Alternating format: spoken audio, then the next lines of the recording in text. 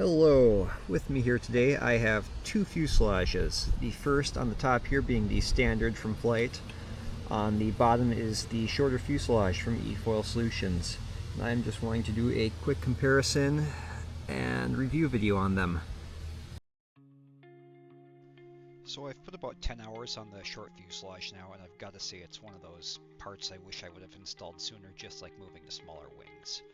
It just makes the ride so much more nimble and snappy and fun, especially on the pitch axis, so front to back, kind of nose up and nose down.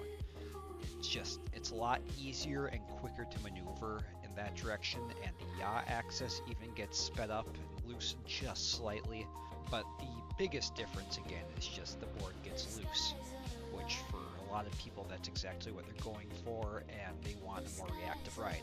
And even for someone like me who runs the Explorer battery, which is currently the biggest and heaviest battery Flite makes, it still does make a very large difference. For example, entering a turn, holding the turn, and exiting the turn, I found that can be more accurate because it requires smaller inputs to the board, which at least for me is easier, and I know a lot of people think the same thing. Now with that said, because the stabilizer fin has less authority over the board and the rest of the eFoil, because it has less leverage on it being closer to the front wing, shimming does become more important in this case. So those people who run no shim or a +1 or +2, it's not going to be good in that form. What I found is at -3 in the back and -2 in the front levels it out really nicely and makes it very predictable and precise. Now for those of you with the conical interface on the front, you'll want to play around with it a little bit more, but -3 or -4 would be a starting point just depending on your weight. And I also do want to go further in depth on why shimming does what it does and how negative shims affect things in a future video, but for now that's just a good starting point for you. And overall I am really happy with the fuselage. It does exactly what it sets out to do and does what it promises. It makes the ride more fun and agile. The fit and finish is very good. It even has that little O-ring that seals it up against the fuselage mount, which is a nice little touch. My only complaint about it is that it is just ever so slightly oversized. So, for example, if you run your hand along the actual, like they call it the skeleton, so the main frame, over onto the short fuselage, there is just a slight lip on it, which again, it probably doesn't affect anything, but it is just a minor thing that could be tweaked to make better. It doesn't affect the ride at all. And I don't want to ding it for that, but it is worth mentioning because a few people have pointed it out and wondered about it. And again, I couldn't feel any extra drag or vibration, but it's worth mentioning. With how much it can improve the ride compared to the price, I would definitely recommend picking one up and at least trying it. I do now run it full time, it lives on my board, and I think I would have a really hard time switching back. And in my book, 5 out of 5 stars, highly recommended.